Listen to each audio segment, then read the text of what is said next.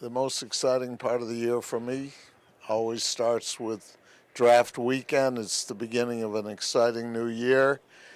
Our family is privileged to have this experience 26 times. This young man here is with the beautiful smile, the first player from St. Vincent in the NFL.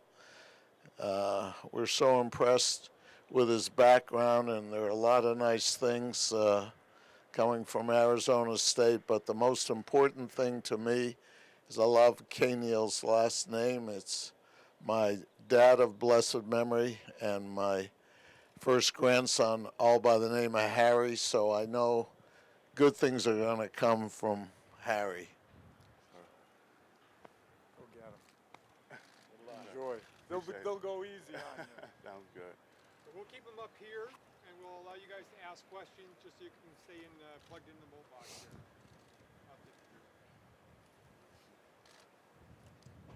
You ever been up in this part of the country, my friend? The only times I've been up here was actually for my top 30 visits, and then the day after the draft. So this is my third time up here. Loving what I see. It's beautiful up here. So, I'm just excited to get up here for good. When is this actually kind of begin? Where did it actually kind of sink into you that you're in the NFL, part of the Patriots? It definitely took a couple days. It was so surreal to me. It didn't feel real when it first happened. So it took a couple days, but now it's pretty sunken at this point. What does it mean to you to become a major leaguer? It means the world to me. This is a great organization. I feel like I couldn't have been put in a better situation. I'm learning from the best of the best, and I'm just excited to get to work and just soak in as much information as possible. Nikhil, how much, if at all, you've seen Josh Gordon over the years? Because a couple people we've talked to, the same skill set, the same look, the same ability level on the field. I've tried to look at a lot of different receivers just because I feel like I can take a lot from a lot of different NFL receivers. So I've watched him over the years. He's a great player, and someone I'll continue to strive to be like. Nikhil, have you met Tom Brady yet? I have not. I know he reached out on Twitter. Have you reached out and connected at all otherwise? No, sir. It's been just a crazy process. I've just been waiting until I get up here until I meet him in person. What's it like to you to be one of Tom Brady's receivers? It's great. Just playing with somebody of his caliber. But coming in, I'm excited to catch from everybody. Danny, Jarrett. I'm just looking forward to just getting to work with everybody. We've heard Josh Gordon, Des Bryant, and Antoine Bolden. We've heard all kinds of different comparisons to what your skill set is like. Have you heard any of those comparisons being thrown around, and what's your reaction to them when you hear them, if you do? Yeah, I have. It's definitely a blessing being compared to those type of players. But I still have to prove myself. I haven't done anything in the NFL yet. So it's my job to put in the work and to perform and to live up to the expectations. Tom Brady is famously hard on receivers. Yes, sir. That's something I'm looking forward to. I'm the type of player that wants to get better.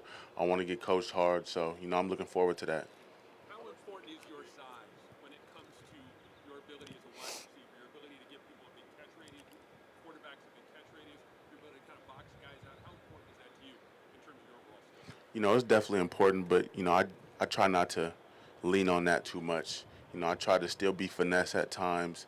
So you can't rely on your body at all times. I need to work more on my technique, and that's just things I need to work on moving forward. Herm Edwards said you play with your cleats in the grass. Can you maybe tell us a little bit about what that means to you? Is it about being a physical receiver? Is it about winning 50-50 balls? What does it mean? For me, that's definitely physicality. I play extremely hard, and I'm a big receiver, so just playing with my cleats in the grass is definitely the gritty type of player. Just playing hard at all times and giving my full effort. How much of that last season that you had with early in this was kind of change your approach of like getting ready for the NFL because they kind of have an NFL style of winning games? Right. It definitely helped. Both coaching staffs I had benefited me extremely, from Coach Graham's coaching staff to Coach Herm's coaching staff. They both helped me grow a lot. So, just having both of those coaches, I was extremely blessed. And Arizona State is a place that'll always be in my heart. Nikhil, what did you learn about yourself when you had to learn that new offense when the new coaching staff stepped in at Arizona State? Just more how to be a professional, how to put in the time, how to study. When you're going through a transition like that, and you have to learn a bunch of new plays, it's really just about the time you put in and the effort you put in. So for me, it just taught me more how to be a pro and how to handle myself in situations like that. You said you were here for your top 30 visit. What stood out to you about the visit and being here? Just the way they did things. I felt like, like I said earlier, it's a great organization. Um, they've obviously won a lot of Super Bowls, and there's a reason for that. So when I came into the visit, I just felt like there was something different. I just felt like there was a different approach and a different mentality. And what you say different. A lot of players that have been other places and they come here, they say things are done differently in Foxborough, and that stood out just even on your visit. Yeah, I just feel like we're all held to a higher standard. Everybody in the building, and that's what I need. That's what everybody needs to progress and to advance. So I'm looking forward to it. Nikhil, what have you learned about the organization since you were drafted and interacted with the members of the staff and organization? Just the people. I've really enjoyed the people around the organization.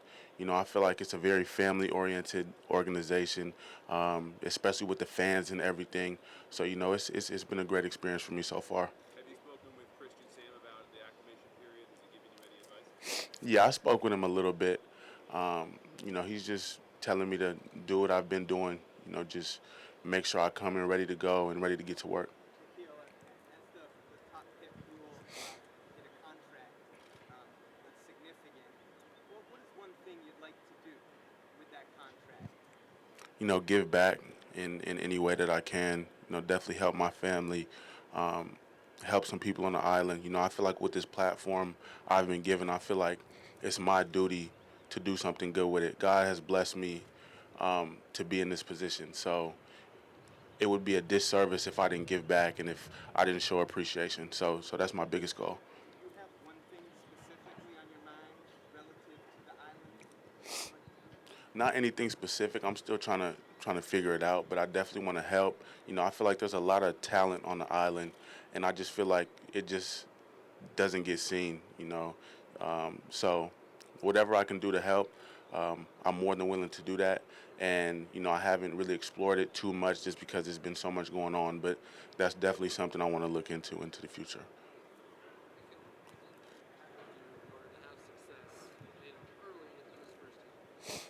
For me, just come in and listen to everything everybody is saying, be coachable, and just keep the mindset I've had throughout the years.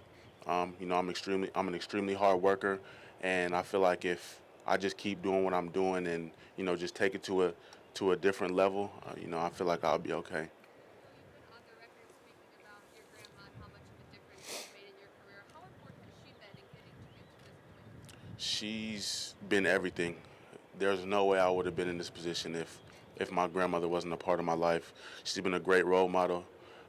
That's where I get my work ethic from, I believe. Just seeing how hard she works, seeing her come from a different country and having to start over. So I really do know that there's no way I would be in this position without that woman. Nikhil, it's been about a couple weeks since you've been drafted. What have you done since then to get you ready for your arrival here? And did you get here today? Yeah, I actually got here this morning. I had a red eye, so I got here at about 5:45 in the morning. But these past couple weeks, my biggest things have just been making sure I stay in shape, and just making sure I'm studying a lot, watching a lot of film, and I want to be a type of player that comes in and can be accountable from day one. Have you looked at the Patriots playbook yet? Excuse me? Have you looked at the Patriots offensive playbook yet? Yes, sir. I've been studying a lot. Yeah. What are your takeaways about maybe just like your learning process and looking at it? Like I said earlier, with the transition, this is a different transition, and it's all about the work you put in, the time you put in, and the effort you put in. So that's what I've been doing the past couple weeks, and that's what I'm gonna continue to do. What's your favorite piece of game film that you've watched so far? My favorite piece of game film, I don't really have a favorite piece. I've just been, looking all over, just trying to soak in as much information as possible. What do you think sold you to the Patriots? That justified you being picked at 32. What things that you do to get a sense really sold something? That's honestly not a question for me to answer. That would be a question for Coach Belichick and his staff. Yes, sir. Were you losing your mind when you didn't have any cell reception when Belichick was trying to get you on the phone? I wasn't losing my mind, but I was definitely nervous. There was a part of me that was like, okay, they can't get a hold of me. I hope they don't go on to the next person. So that was a bit of the fear I was having, but it ended up working out. Like worst case scenario. Worst case That was scenario? like worst case scenario. Yeah, most definitely. I was in the mountains. We were far in Scottsdale, so it was hard to get reception, but it ended up working out.